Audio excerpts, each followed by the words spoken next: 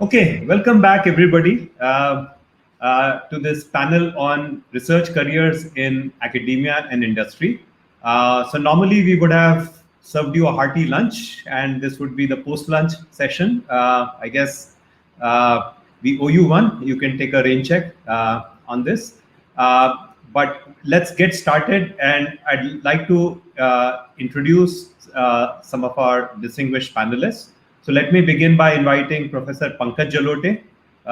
Again, he needs no introduction to people here. Pankaj has been in the faculty at University of Maryland, IIT Kanpur, IIT Delhi, and then he was the founding director of IIIT Delhi, where he built IIIT Delhi into a truly world-class institute.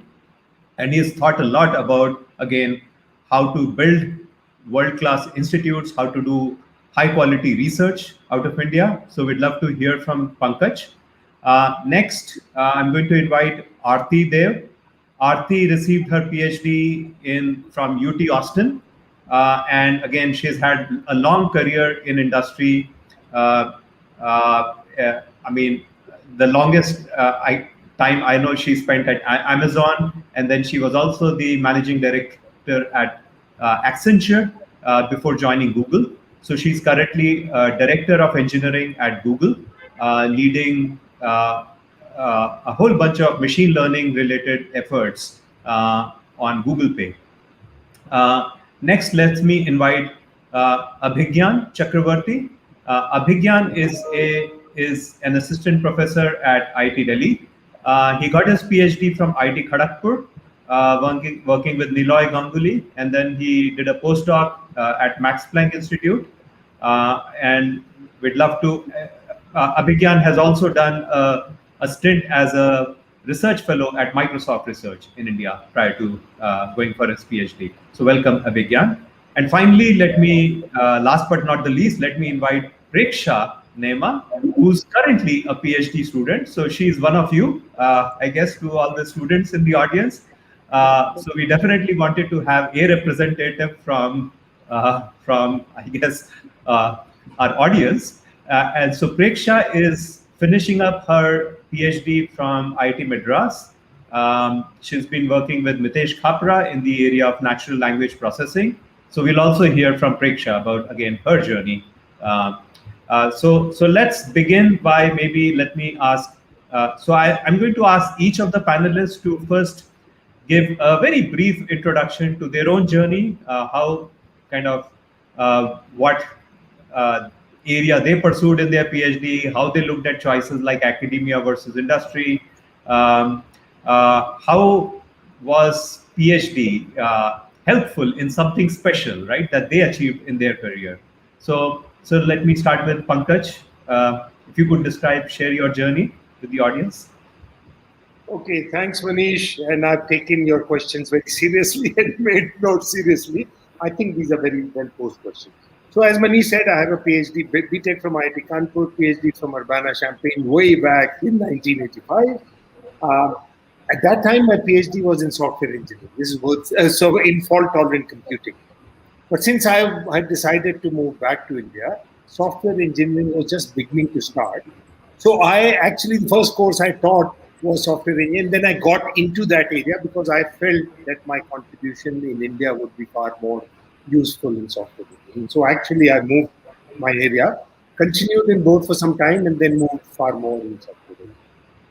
Okay, now industry versus academia. At that point in India, really speaking, there was no industry where after PhD you can really meaningfully work, to be honest, right? So I chose clearly academics. I didn't even think about industry. However, this is the important thing. I leveraged the academic freedom of flexibility of leave and sabbaticals to get exposure to industry in a very significant way.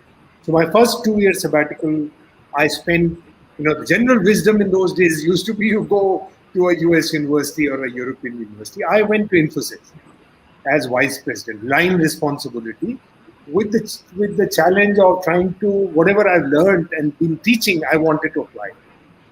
My second sabbatical, I went to Microsoft in Redmond as a visiting researcher. So both my sabbaticals, I went to industry. So in fact, I have a unique proposition in this thing that, I've experienced full-time employee experience in India as well as US, both in industry. Okay, PhD training. Here are three things which I'm listing, which I think I've used quite well in whatever I've done, as Manish has mentioned, professor, building a whole school. Number one, just how to look for, when there's a problem, how to look for relevant literature. Okay, earlier we would go with journals, now you go digital library. That has been very, very useful. I always first go and look for what exists. Second, you realize that when you get into problems, you seek help from experts. You seek help from people who know more than you.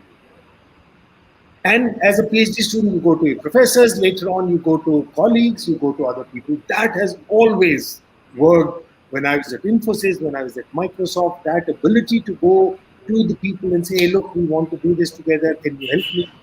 Has been very, very well. And the third I want to point out, an academic approach to problems as opposed to just an engineering.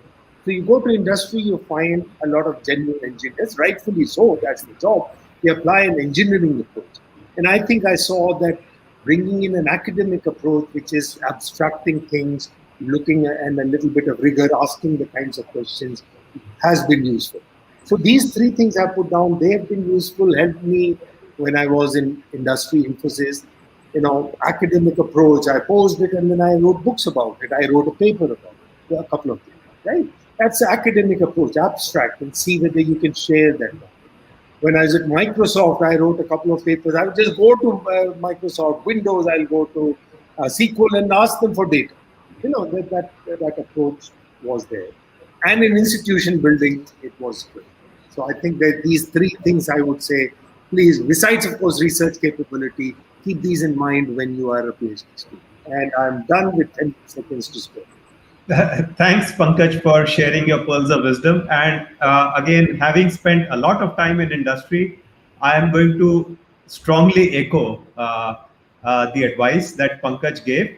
And I'll just narrate one small incident on the third piece of advice that Pankaj gave on academic careers. When I came back to India, I was at IBM Research Lab India as Associate Director. I started this program that we called Blue Scholar. And the idea was to encourage, again, undergraduates to come for a 2-year program and then hopefully get brainwashed into going for a PhD. And I remember one of these undergraduates... Get enlightened into going for PhD. Enlightened. Thank you. So there was this student that we had just hired out of IIT Kanpur. 2 months into this program, he came to me and he said, Manish, I'm confused. I mean, I was initially not thinking about doing a PhD. Actually, it wasn't 2 months. It was, I think, maybe 6 months into the whole program. And he said, now I'm wondering whether to do a PhD. And I kind of told him exactly the stuff that Pankaj talked about, that, look, PhD really trains you to look at these problems in a very systematic manner. It's not required for you to be able to solve problems, but it provides very good training. And then a light bulb went in his head. He said, no, now I know what's different between me and my manager. His manager at that time was Yogesh Sabharwal, who had done his PhD from IIT Delhi.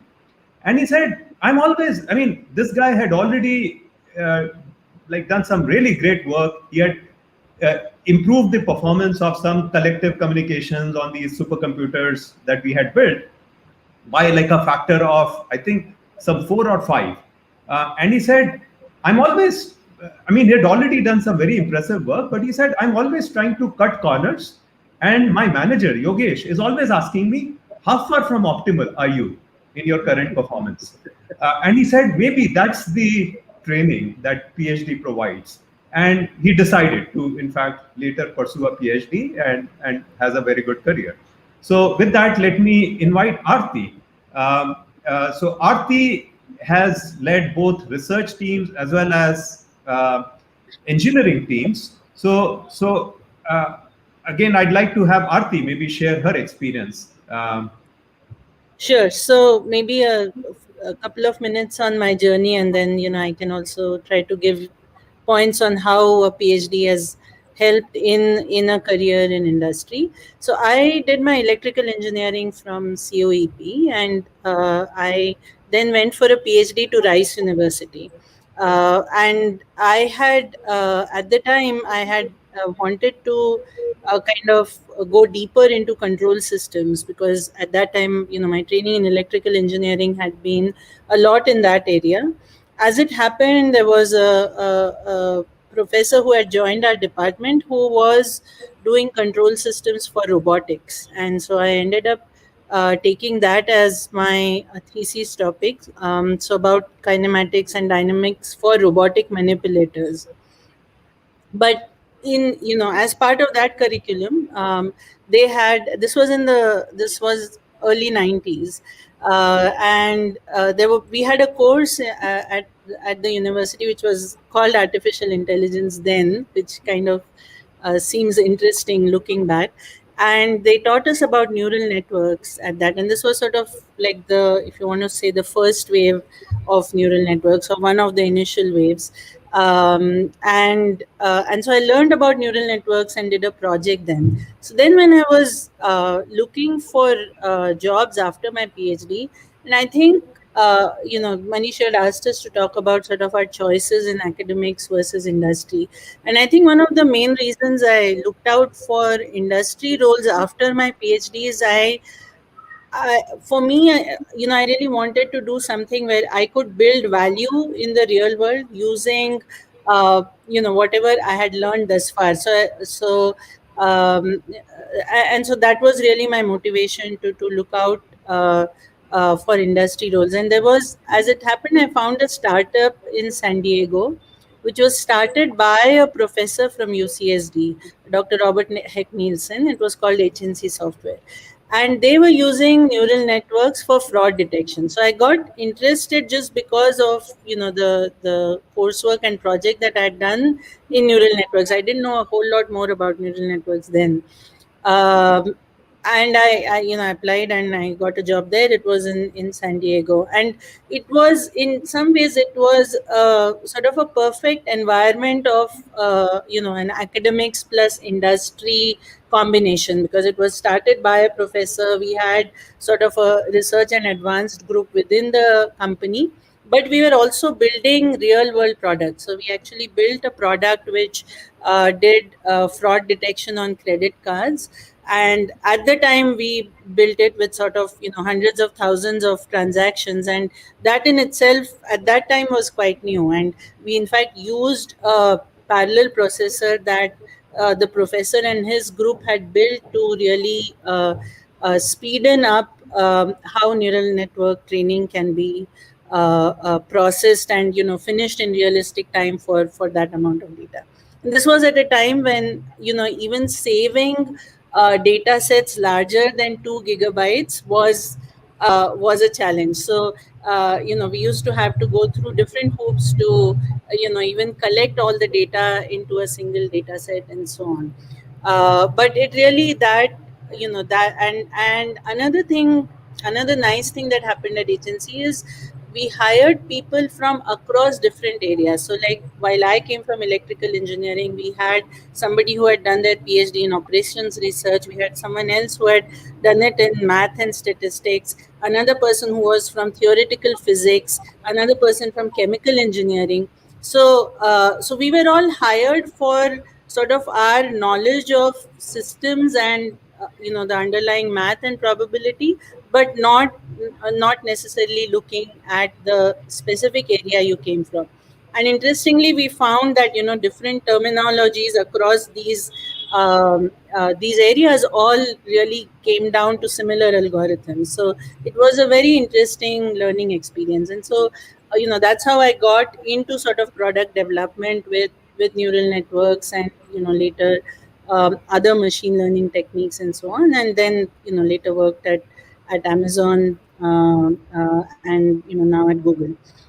So then, just to sort of comment on how does a PhD help us in this kind of a journey. Let's say if you want to pursue a career in industry or at the cusp of research and industry post PhD, I think one of the biggest trainings you get from doing a PhD is thriving in ambiguity, right? When you have to build your PhD thesis, you start with first even just identifying a problem. What is the problem you should solve? Is it really a new problem? Has someone actually addressed this? And so, Professor and Manish mentioned, you do a lot of research, going through research papers to decide what is the right problem you're tackling. And then once you are able to define that problem, then of course you have to think through what are some of the new techniques that you would apply to it.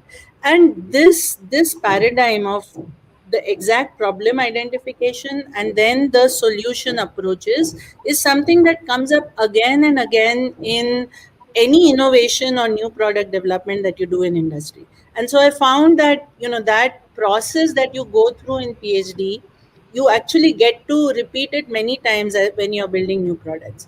And the second part of what how a PhD helps you is when you read so many research papers, there's so much information in those, right? And you have to be able to extract the right points from those research papers to apply to whatever specific problem you are working on. So that again process of distilling a whole amount of lots and lots of information down to what is applicable to you, and how do you make it useful to you.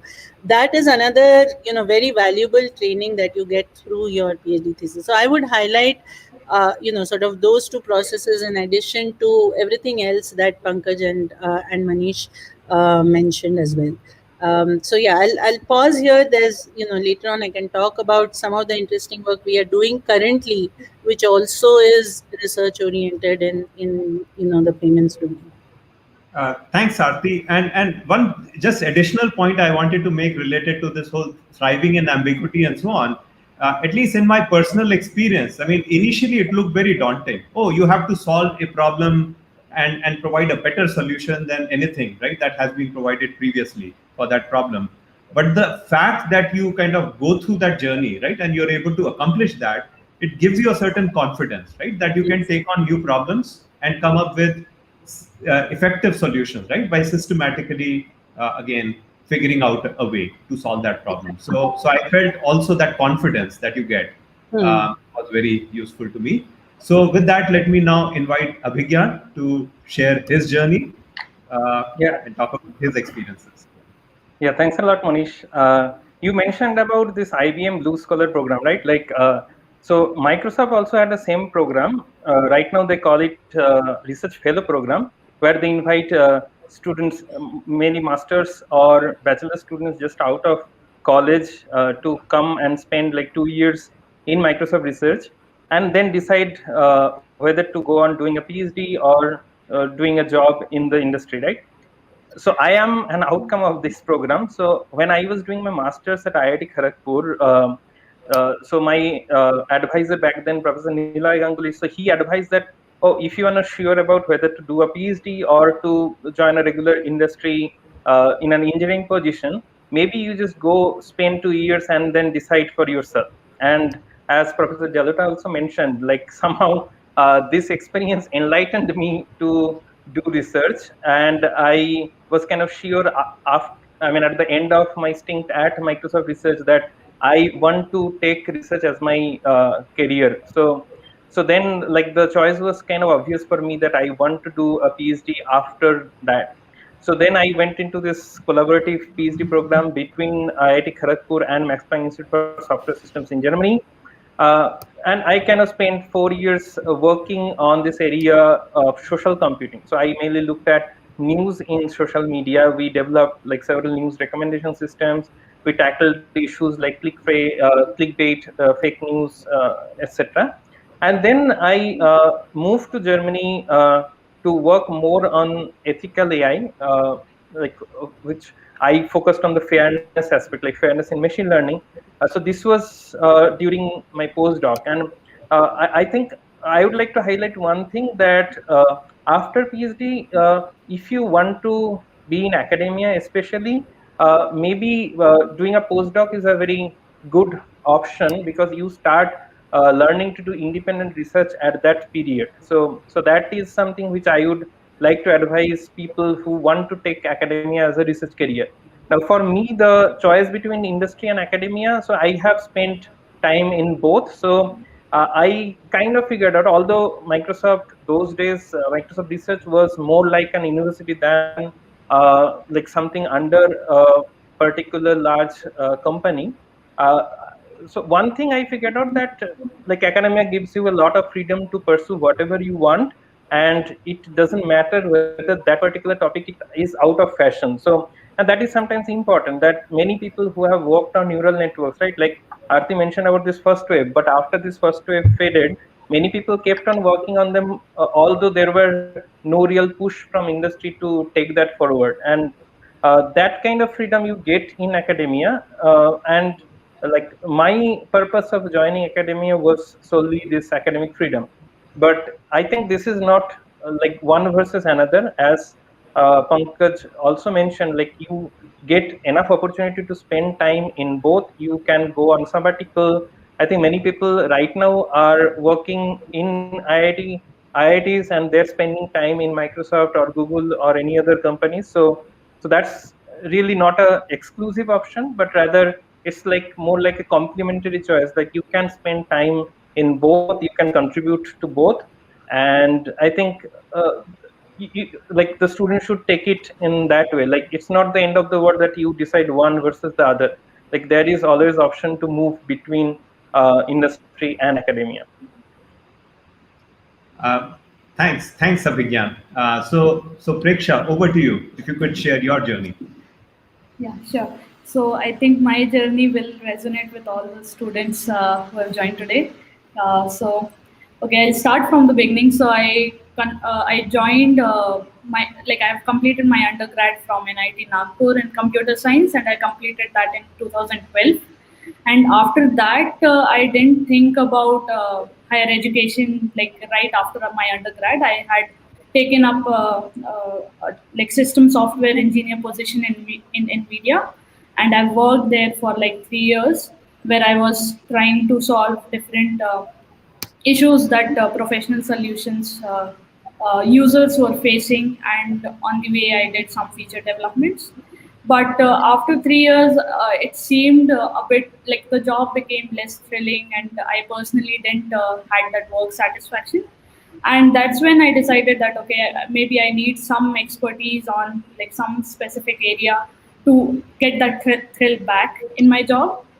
So at that time, I gave GATE, and fortunately, I got a good rank so that I could join IIT Madras as an MTech in the MTech program.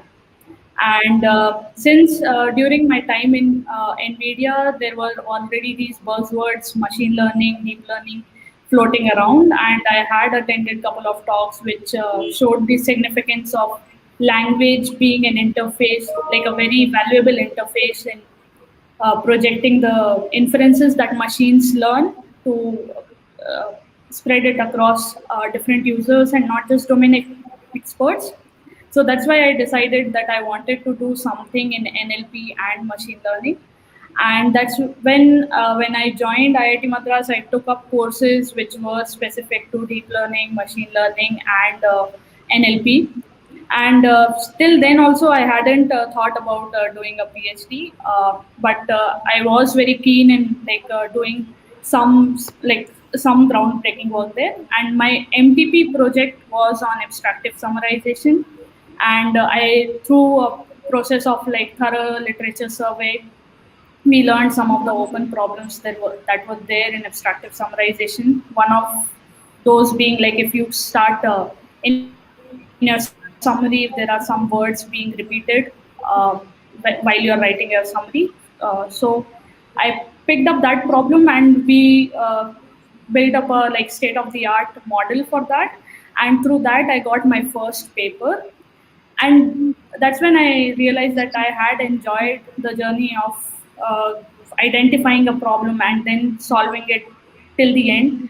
And I really liked that part, and that's when I decided that okay, I could pursue PhD for and keep doing the same thing for next 4 to 5 years. And that is when I converted. And uh, I think it's very I might not have the correct experience to answer academia versus industry as of now. But whatever time I've spent in industry, just 3 years, I saw that there the objective is more towards what problem we should solve, which could benefit the end users, and whether it will be worthy enough to solve it from you have to see it from an objective point of view. And with PhD, I can see the change in me that I had in these 5 years, that the way I approach any problem or the way I solve it, that skill set, as our panelists have been pointing out, that actually is very helpful, not just in solving the problems that are very specific to the area in which you are doing PhD in, but you get the confidence of exploring new areas and then trying to see those problems in an objective way and learning about the problem, then how you will solve it, whether it will be solvable or not. So these the question asking skill that you develop from a PhD, I think, is the most important one. Thanks, Preksha. So I'd just like to share with the attendees, right, that both Preksha and Abhigyan, I think they are very wonderful, shining examples, right, of high quality PhDs being done in India. Preksha has some amazing set of publications in the NLP area. I had a whole bunch of questions for the panelists, but I'm going to, because we are also getting questions on Dory. Again, I'd like to remind the attendees to post their questions on Dory. So let me just ask one question to Pankaj and then turn it over to audience questions. So Pankaj, I'm going to just ask you, since you have been, there was just an article that appeared in today's Hindu about your views, right, on how India can improve, right, its production, both quantity and quality of PhDs. So you have thought about what it takes, right, to do high quality PhDs. You've seen how PhD training has evolved in India. Could you just share your views of again on this, Sure. right, or how to do high quality PhDs in India? Got it. So you had mentioned, first of all, I should say, over the years, definitely the quality of PhDs coming out, and I'm talking more about computer science. But in general, I think computer science certainly, and some related areas, the quality has been going up. The training of students is also better. But our relative standing also, I think, overall in the community of nations, I think our quality of work is improving globally. I don't think, again, computer science. Now, there is with respect to quality, there are two trends which seem to be there. One is among these, what I would call research universities, the IITs, IIITs, some other institutions. And then there is a whole bunch of other universities which are empowered to give degrees. So you see, actually, this first set benchmarking themselves against the best global standards, trying to do as good as possible, publish in better places, etc. So all that is happening, and there is a good positive trend there, I see. At the same time, there is another trend which seems to be a mass production of PhDs, apparently, so it seems, largely to sort of give their college teachers a doctorate, right? So that's a different dynamic. So that dynamics I'm not very familiar with. I believe it's a fairly large number, but that's not adding quality at all. There is a different dynamic. But if we talk about these top 50 odd institutions which are really trying to do research institutions, so I think some of the good things are that I think that we have been somewhat inward looking. I think we see now more opening up. And what I mean by that, inward looking, that is you sort of only within the institute, but now you see people within the institute, the PhD students and others engaging more with industry. She just mentioned her own experience, and Abhijanjan also mentioned his experience. So that there are various things, and also globally. So I think that from inward looking to a little bit more opening up is a good thing that is happening, and I think that's a good thing. In it's, but if I look at when we recruit faculty, there is one thing that often is said. So we allow fresh PhD to be hired as assistant professor. Now, often you'll find fresh PhDs from good institutions globally. You feel that they are really ready. Most of them are really ready to take on assistant professor, and they do. Oftentimes, though, PhDs from India, you sort of say, hey, he's a good PhD. He or she would do better to do 2 years of postdoc. So somewhere along the line, while PhD from Georgia Tech, we are saying, hey, look, the person is ready to be a faculty. A PhD from IIIT or IITX, he say, oh, he's good, really very good. He would become really solid if he has 1 or 2 years. So I think there is this gap which still exists. Not in every, there are candidates you say, man, you come, you're ready, all ready, right? But I'm saying broadly speaking, there is this gap. And that's what I was trying to in the article that came. I think that global exposure is absolutely critical. Research is a global endeavor. It always has been. It never was a internal looking endeavor by a country. It has always been. It's global. You cannot say I'm good by India standards only. It has to be global standards. And therefore, a global exposure would really help. I think that is where many IITs are doing, and that's what this article is. I think my time is up. Thank you. Thanks, Pankaj. And in fact, we have a number of attendees from the Asia Pacific region as well at this symposium today. And while again, my apologies, while we have been talking a lot about India, I'm sure you all can relate to many of these issues, right, at your own universities in this region. So with that, let me see if can we get the Dory up? Otherwise, I can just share it. Okay, so let's take the first question from Pushkal. How should we decide between academia and industry research careers? How hard is it to switch between the two in case we opted for one at some time but later wanted to move? So who'd like to take this? I would like to take the second part, but let's others. Aarti So or I can try to address the first part a little bit.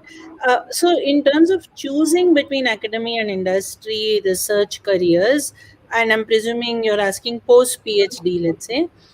I mean, I would ask you to think about what gratifies you. I think through our experiences, you may have gotten a sense of some of the similarities as well as the differences between academia and industry. So in academia, like Abhijnan was saying, you probably have a little more freedom in terms of the range of problems that you choose. But at the same time, you may not see immediate practical application of those, or you may not be able to convert it into direct value. So depending on what gives you gratification and what is your passion in terms of what you would like to do, you could think of this choice. Like I said, for me, the reason I opted for industry after PhD was really, I really wanted to build things in the real world and see them work. Now, an industry research career might actually be even in between that, but you'll be able to work with different product teams and kind of have a more direct channel to taking your research into product. So if for you that gives gratification, then maybe an industry research career might be better. But if for example you want to sort of be more into a deep theoretical topic and be able to have more freedom in choosing what you're doing, then maybe an academic one. So that's one point of view. And second part, maybe Pankaj or Abhigyan, if you'd like to comment on switching between academia and industry. I would like Pankaj to, but already if talked about you it. want to go first, I'm fine. No. I think please go ahead. Yeah, because I have only switched once. Okay, so I just first, so you decide whatever, but I want to just switching. There is two stages, I'll put it: early in the career and slightly later. Early in the career, actually switching from one to the other is not a challenge. So if you're not sure, but you take up an industry position, you want to keep your option of academia open, it's quite possible. In fact, a couple of years in industry will get you will be valued more in academia, 2, 3, 4 years in industry. But make sure that you keep publishing while in these initial few years. Academia, you have to go by metrics academia. On the other hand, if you join academics, but you may want to consider shifting to industry later on, that's also fine. I've seen that. I mean, many industry people will be happy to take good academics there if they want to shift. What you want to then do, make sure things are rigorous and a little bit more applied, right? So in the initial years, I wouldn't say don't worry too much about it. See what you're liking. You're not locking your life there, okay? Later on, it's a little bit different, right? Moving back and forth is harder, and please figure out what is it that academia labs respect and R&D labs respect. So if you're in academics and you want to shift later on in the life, you must make sure your CV looks good. The other way, I can tell you, lots of people from industry, they find it hard to come because in academia, if you're applying for professor, we look for all kinds of stuff which in R&D labs often don't are valued. So it's kind of harder. Okay? So early, the main message, because you are probably students, the main message is early in the career, you have easy transmission. Just keep in mind, if you want to move, just have a little understanding, and whatever decision you've taken, do a little research appropriate. Thanks. Let's have the next question.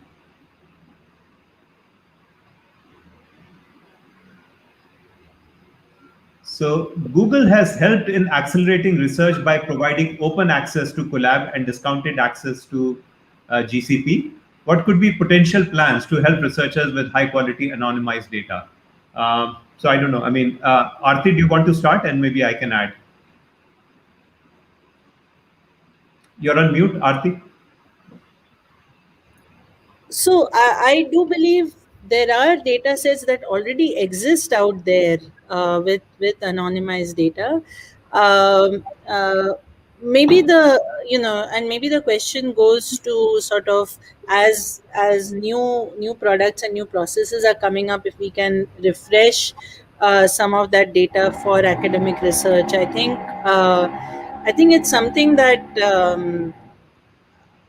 Maybe it's a case by case determination, because there are certain data sets that still can be very confidential. So actually, interestingly, the work we are doing right now in payments is on data privacy, and how do we create data sets for machine learning which honor a user's privacy but still enable us to, let's say, share data. And for training models. So this is, a sort of an active area of research, in a way of how do we ensure privacy preservation in training data. And so maybe in future we may see more and more such data sets as these techniques become more common. Thanks. And I'll just add that yes, there are also additional data sets. We are, in fact, one of the major areas that we are excited about is the rich diversity of languages in India, and how do we democratize access to information for every Indian in their native language. So our NLU team, which is led by Partha Talukdar, we've been now working with folks in government and academia to see if we can jointly create a whole bunch of open data sets, both with speech to text data, translation data, parallel translation corpus, and so on, to help advance this field. So let's have the next question. So what are the most important points that are looked into a candidate by shortlisting him or her? As a PhD student, how many papers are considered a benchmark, and where should they be published? And what's the most important thing a candidate should look into before joining an organization? So, so maybe Pankaj and Aarti, you can address the first part of what you look for in a graduating PhD when you're evaluating them for, let's say, academic jobs or industry jobs. And then maybe Abhigyan, do you want to share something? And likewise, Preksha, if you can comment on the second aspect of this question. Yeah, sure. Okay. So I'll only talk about what we look for in academic institutions. And by the way, whoever said it, I actually wrote a blog, and I find some people who apply look at. So search for it as to what is it that we look for in faculty candidates, right? Computer science. But really speaking, let me tell you, at the level of assistant professor, you're looking some bit at your record, which has to prove that you are capable of doing good work, but you're largely assessing the potential of the person, because one is hiring you for a long time. So that's an assessment. How are we assessing it? We look at, do you understand other things? So you'll find questions people asking, and people will be seeing how you answer just beyond your narrow area, for example. Of course, in academics, you'll also look at communication and teaching ability, right? You look at whether you have ideas of good future projects. So the main thing, and you read the blog, but the main thing to keep in mind, people get very stuck on what is my publication record. We have rejected candidates with 20 plus papers very easily. We didn't even have to argue that. And we've taken people with 1 or 2 papers, right? And not just because these were top quality or top, just because the papers were good, but the candidate came out as strong. He knew not only his area, had the depth, he or she had the depth, understood the context around it, understood the linkages, was curious, was articulate, etc. So please keep in mind that your potential is what is being looked at. You should ask yourself, am I a potentially good researcher? If you are an academic and a teacher, right, then that's what academic people are looking for when they do. Over to I think it's very similar for industry, but Aarti, if you want to add. Yeah, I think, I would say problem solving, like your ability to, so one thing, because I have seen many times students worry about like their exact topic and does it apply to whatever work we are doing in that team. And at least in my mind, the direct application of what they have worked on to what we may be doing in a given team doesn't have to be, like a one-to-one map, or it could be, as long as it's something where it has taught you the type of problem solving that is needed in the industry team. We really look for that. Are you able to take a problem and think through approaches, think through options, come up with ways to experiment on it, and so on? And the other part is deep dive, like just like the professor said, in the area that you have worked on, are you able to show the depth? Did you, if we ask you details on whatever area you worked on, are you able to respond to them reasonably, and are you able to think about future work in that area and things like that? Because all of that again goes to your thinking and how you would apply yourself to a new problem. And now the students' viewpoint. So Preksha and Abhigyan, if you can talk about what do you look for in an organization before deciding to join?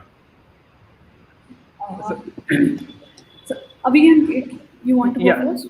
Okay. So at least one thing I can add, maybe like Pankaj mentioned about when they want to hire an assistant professor. So since this is like a matchmaking process which goes on for quite a long time, I think like people join and like stay in a department for quite some time. Like sometimes when you as a candidate is also deciding where to apply and where to finally join, you also look for a department where you are comfortable spending time with other people around you, right? So that is one thing which is important, like when, and that is why like pre-COVID times, there is this phase like where a candidate comes to the department, where interacts with other people in the department, so that the other professors can judge you, and you can also get a sense of how the department is, how open it is, and how useful or how much can you contribute to the department, and how much the department can contribute in your thinking and in your career as well. So all these things you also think about when you decide to join, right? I'm talking more from an academic department perspective. So Preksha, maybe over to you. Yeah. Yeah, so I had decided to join industry. So for me, I look for like there should be like some amount of like uh, overlap between what I had done at my PhD and the teams that I'll be joining, whether they'll be doing similar sort of work, so that my skill set could be of could be used uh, like at its highest potential in the same team. And second, I also look for like having some freedom in trying to pursue, if I want to pursue some problem on like not on my own, but I should have had that freedom where I could pursue a problem which I want to. So I think those are some of the points that I had looked for when I was searching for a job. Uh, so thanks, Preksha. And we have a number of questions from the attendees. So my apologies, we are running out of time. So I'm going to bring it to a close by asking each of the panelists to just take maybe 15 seconds each and share their advice with the students who are attending the event. Any order you want to go in? So let's start with Reverse Preksha. order. Yeah. Reverse order. Yeah. Let's start with Preksha. Okay, so if I think if students are at a stage where they could go for internships and they are confused about industry versus academia choices, I think going for some internships in industry could help them see a sneak peek of how their research is being used in the industry, or how they could make an impact in the industry through their PhD projects that could be beneficial. Thanks, Preksha. Abhigyan. Yeah, so I would say that maybe if you are still confused, even after doing an internship, spend about 1 or 2 years either in academia or in research lab after your PhD, and then decide like which way you want to go in. So that would be my suggestion. Thanks. Arti. I would say whatever you pick, be passionate about it, and do it with full sort of passion applied to it. Like the professor said, especially early in your career, you can switch back and forth, and so you can experiment as well. But whatever you're doing at that time, make sure that you do it fully and passionately. And I think that will serve you well in future. Well said. Thanks. Pankaj. Yeah, so just to add, all these are good points. In the early stages, your experience both in academic, which you are getting because you're doing a PhD, and in industry will help either of the careers. Please understand that. Industry exposure will help you in your academic career in the other one. So therefore, coming to the same conclusion as others have said, please, if possible, go for internship in industry because you're already getting academic exposure. Don't worry about what you're going to do after PhD. Things will evolve. That's not a, when you come closer to it, answers will come. You don't have to look to us for answers. So thanks again to all of our wonderful panelists. I'm sure if the attendees were here in person, there would have been a good, nice round of applause, but let's have maybe a virtual applause. So thank you all for sharing again your insights, all your pearls of wisdom from all of your experience, as well as from some of our early career researchers, Preksha and Abhigyan. I'm sure the attendees could relate very well to the kind of journey that you have been going through. So thank you all Yeah. again. Thanks, Thanks a Manish. lot for Thanks, inviting me. everyone. Nice to meet with you all. Bye. Yeah. Yeah, Bye. thank you, Manish. Thank you.